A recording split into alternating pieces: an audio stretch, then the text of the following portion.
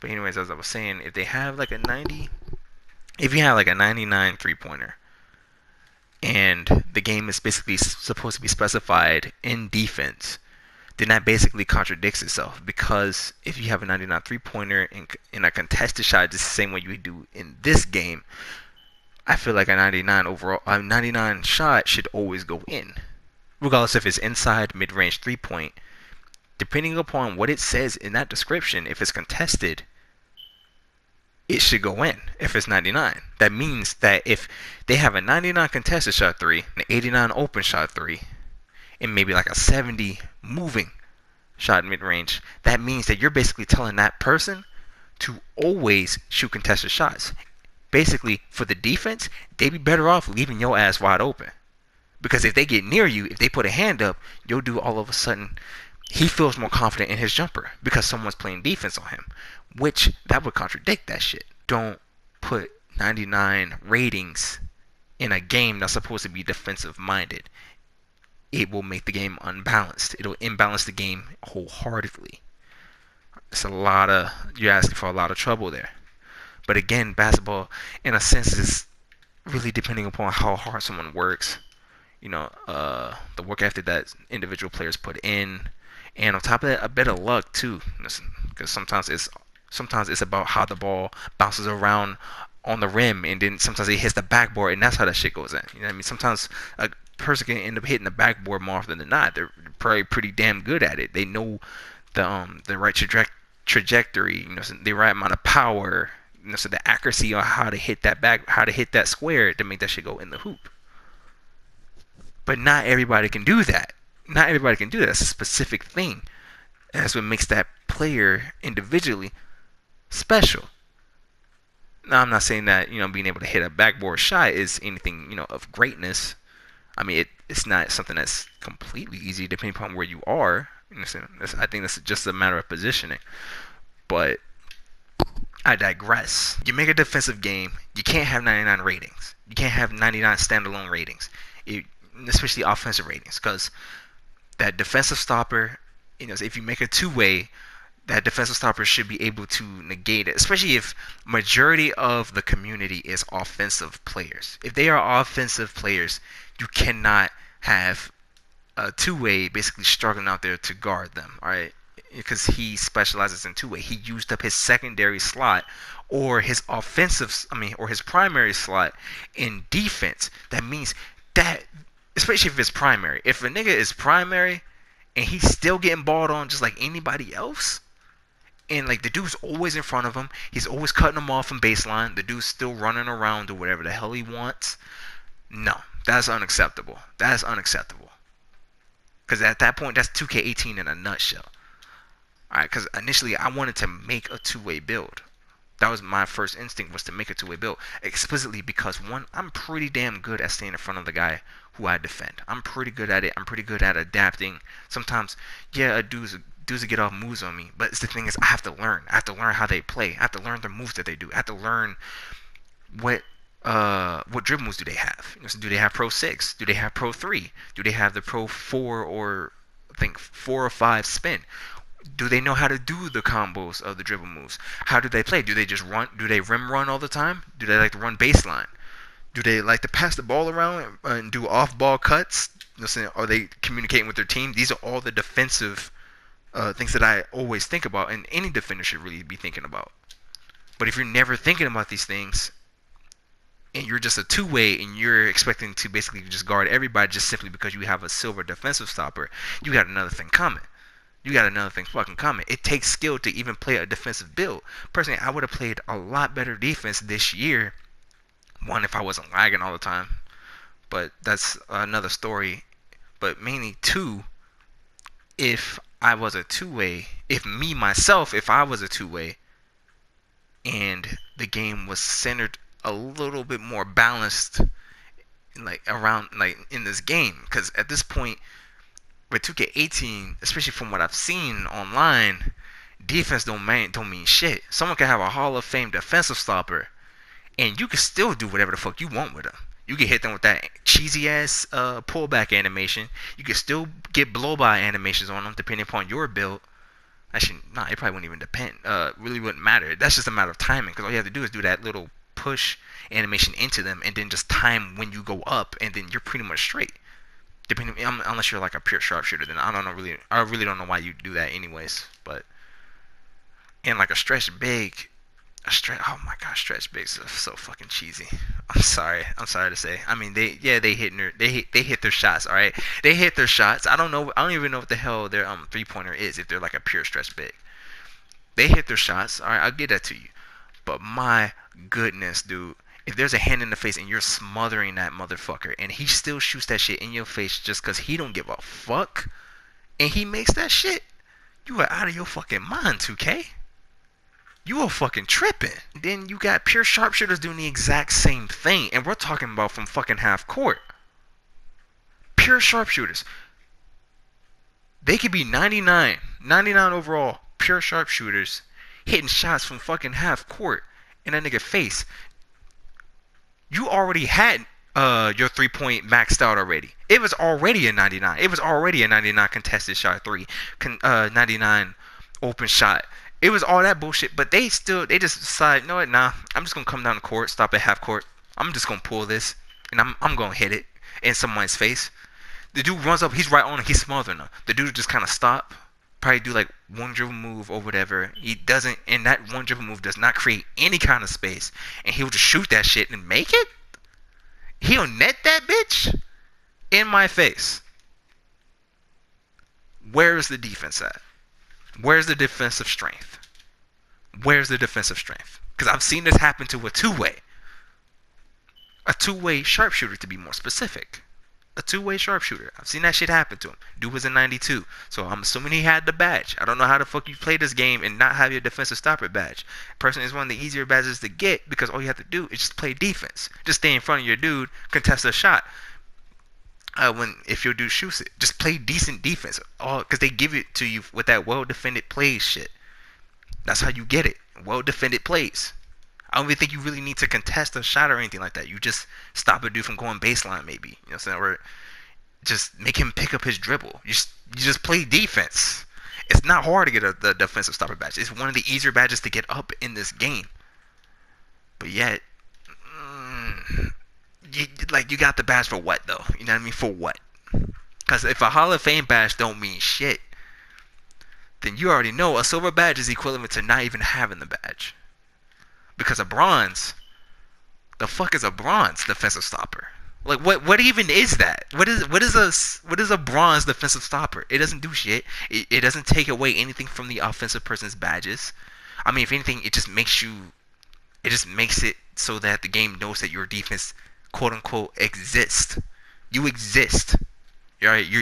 Your hand that's up there, it's up there. Whether or not it matters or not, So we'll let the RNG decide that. We'll completely and 100% let the RNG decide that. Like 2K18 is just a fail beyond fails. In 2K19, I feel like if they're gonna focus more or less on defense, then they cannot have 99 ratings. You can't have 99 ratings. You have to drop. You have to drop it because that way these contested shots should not go in. If you're gonna have a 99 rating, open shot. Focus more on open shots. That contested shot shit is so stupid. I can understand it if it's lightly contested. Heavily contested jumpers should probably never go in. Should probably never go in because they are demoralizing for a defense. They can completely drop the entire mood and it can throw people off their game. Because now at that point they're thinking like, did I not defend him well? I'm pretty sure I had a hand up in his face. I was smothering him the entire time, but he decided because the shot clock was going down, he had no choice but to shoot it. He threw up some random bullshit and that shit went in. Which more or less, that's shot clock cheese at work. Alright, that's that RNG. That's that RNG in plain view.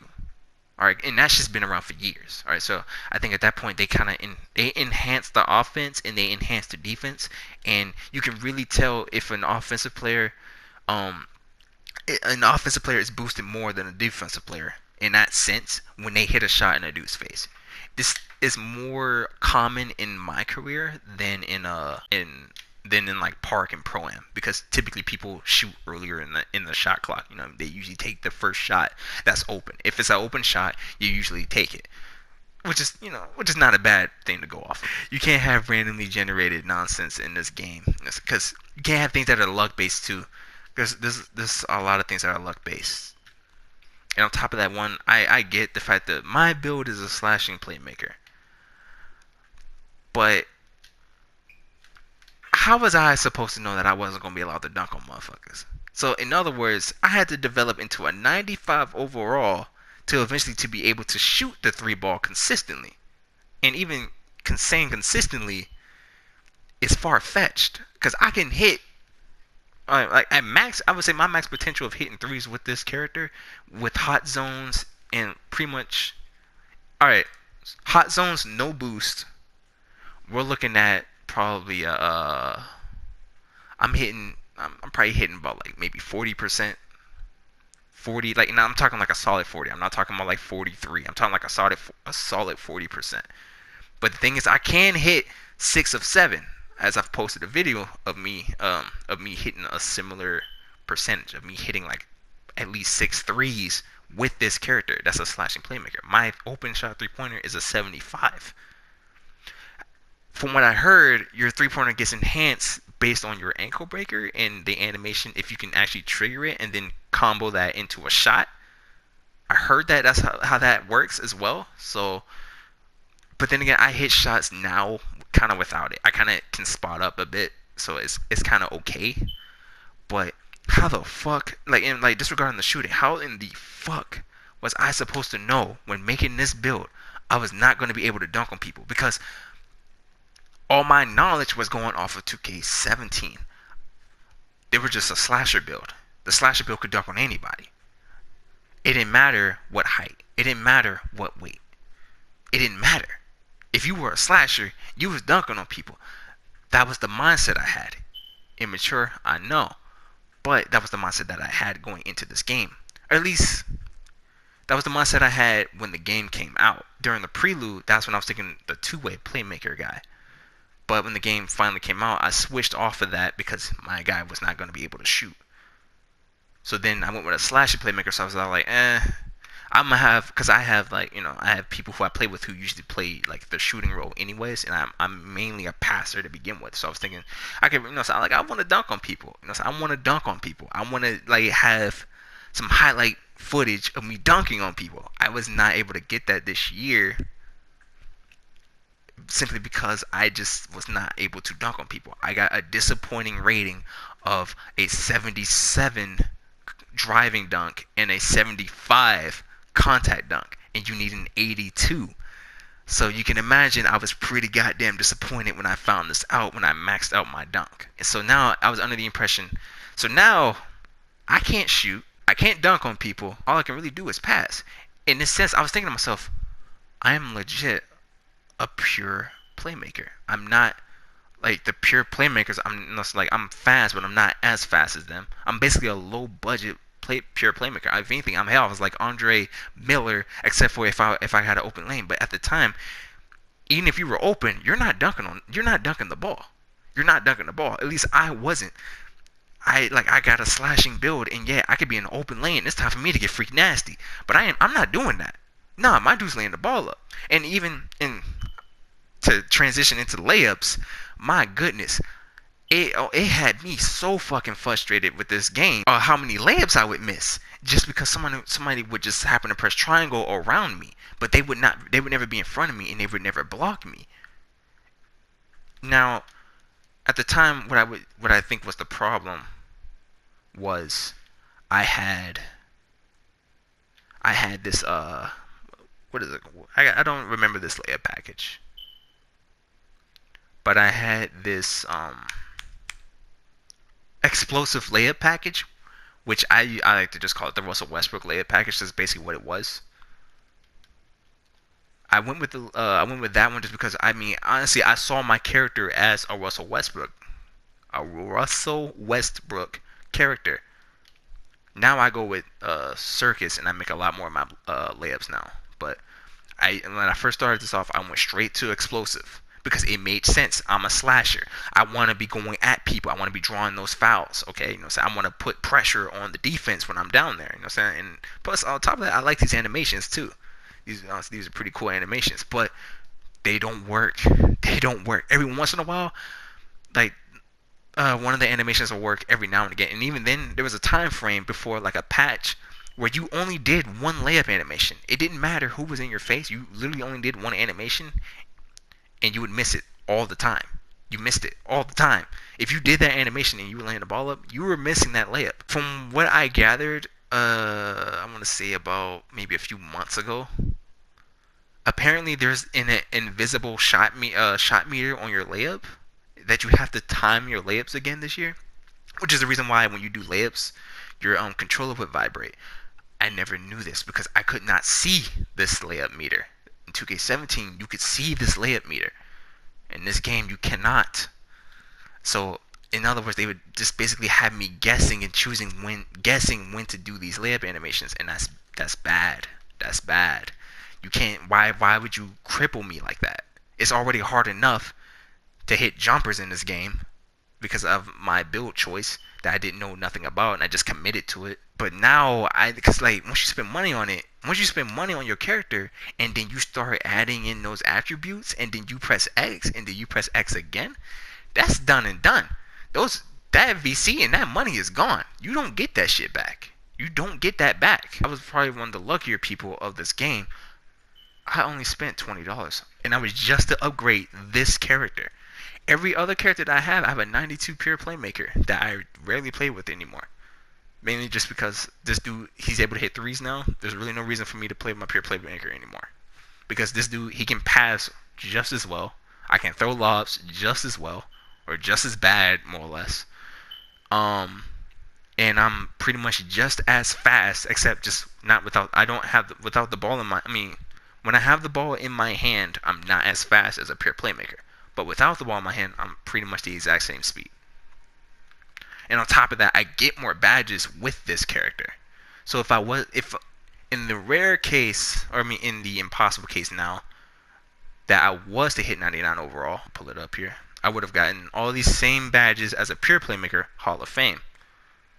And then would have had one man fast break, acrobat, these utility badges right here would have been the Hall of Fame. I would have had at least, let me see, 3, 4, 5, 6, 7, 8, 9. I would have had 10 Hall of Fame badges, 5 gold badges with these ones, and would have had 5 silver. 5, 5, and 10. I think I said that right. Yeah, 5, 5, and 10. 5, 5, and 10.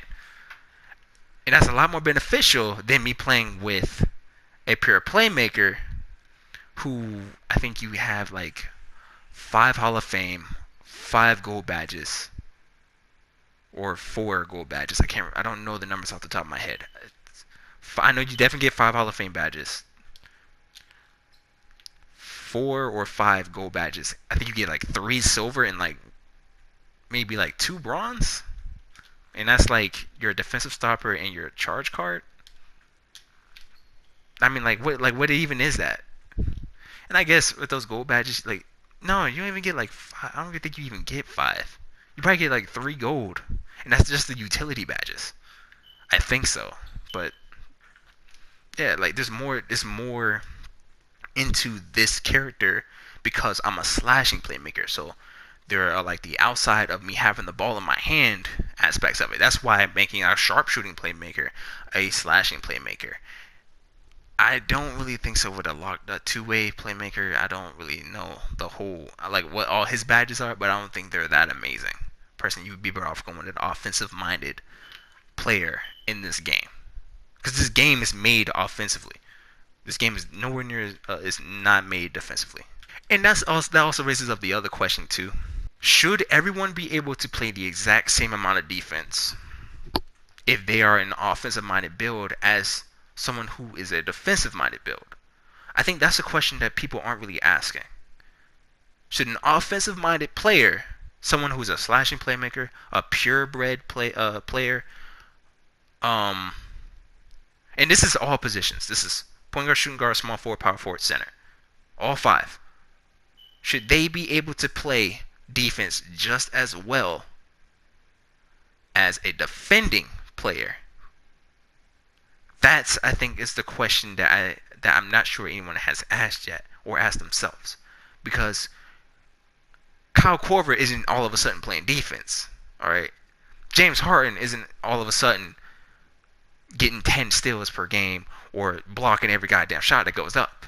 Not all of a sudden, not all because he just went to defense. That's not going to happen. All right, players like Kawhi Leonard, he lives and breathes being a two-way player. He's good offensively. He's good defensively. My career player, in which I think that's where this question gets a bit that's where this question gets negated at, is because it's my career. When a my player goes up against another my player, the way the RNG works gets changed versus a my player versus an overpowered real life player. Because the same shots that you can make against, and this also is depending upon your difficulty rating, where you're playing at also, because the difficulty also changes. So I guess that's still the same thing. Really don't know. It's because, again, it's an imbalance, and that's what makes making a basketball game so difficult, because you really have to determine that. If everybody's going with an offensive build, but then they're yelling at the creators to basically be able to play defense, in the grand scheme of things, that doesn't make sense. That really doesn't make sense. If you want to play defense and you want to lock everybody down, other than, like, if you want to stop every shot that someone shoots, and you want to stop basically asking the same question of how did he make that? I had a hand in his face. It seems on the surface, just make a defending build on the surface. But if defending builds can't even do, they can't even defend, then why would anyone make a defending build? You were better off making an offensive build and then just constantly getting scored on and just basically trying to outscore the offense and just trying to outscore the other team, because that's basically what everyone does. That's basically it. And then every once in a while they'll miss shots because of the RNG. But if you look at everybody's stats and the kind of shots that they shoot, in a sense, the people aren't wrong. The community are not wrong for shooting the kind of shots that they take. Now, some people are trash. Some people are very bad. They shoot shots that don't make sense. All right, I gotta be honest. The drifting three-pointers that were in 2K17 and in this game gotta go. Every once in a while, sure, they can make them. Every once in a while, maybe two, maybe even three. I'll let three slide. But if those motherfuckers is hitting that shit as consistent as someone who is spotting up and shooting an open shot three, because they want to drift into the corner, I don't give a fuck how good of a shooter you are. That is a tough ass shot. That is a tough shot. And if you're gonna have random RNG that prevents someone with a 99 contested shot from hitting their shots, I don't know, something fishy about that. Something a bit fishy about that. 2K18 is a huge bust. 2K19 is we only hold it in our prayers. That is something that's going to be something better. I'm not even really sure if I'm going to be even playing 2K19, as 2K18 is really, it broke me. I gotta be honest, it's really broke me, and it is more than likely I probably will play it, but it'll be towards like when. It won't be when it first comes out, and it probably won't be months after that either. If they're giving up buffs to defense, like I don't think they ever really said it, but it's hints that defenders are gonna be buffed next year, which I hope they won't be overpowered, because 2K17 was a bit OD. All right, the pickpocket shit was crazy as hell. It was so easy for them to get a steal just because they had this shit on Hall of Fame. All right, because how can an offense be ran when the guy can just run up and just get steals? Even when you're not even doing dribble moves. But we're not here to talk about 2K17. All right, 2K17 had its flaws, but we loved it all the same. Which is rarely, it was just really opinionated at this point. But I digress nonetheless. It seems like they didn't even have beta testers. But from what I heard, they did have beta testers. From what I heard, anyways. I don't know. I don't really know in terms of sources of what's true and what's not. But I would imagine they did have beta testers. But those beta testers did not do a good job at spotting some of these errors that don't make sense. All right, the random speed burst you get when someone plays you up close, that can end up basically leading you to basically losing control of your character, and you sprint all the way past half court and get a backcourt violation, or you end up sprinting out of bounds, is one of the most random things ever. That is so random and so stupid. Because how the hell you get a speed burst from a standstill position just because a dude played up on you? If anything, if he's playing up on you, you kind of need to back. You need to back off. And if he pushes on you, then I can understand a bit of a speed burst. That's depending upon your player's, ball control. Depending on what kind of player you are, I can understand the speed burst. Then that's everybody doing that little speed burst there when they hold on to you. Because you got a 7-footer running into the paint full speed, moving like doing breaking. He's breaking animations doing that. I'm sure there's going to be imbalances. There's going to be imperfections. They just got to know how to fix these issues and not just give up on the game and just go straight to 2K19. Because I feel like they did that after, I don't know what patch.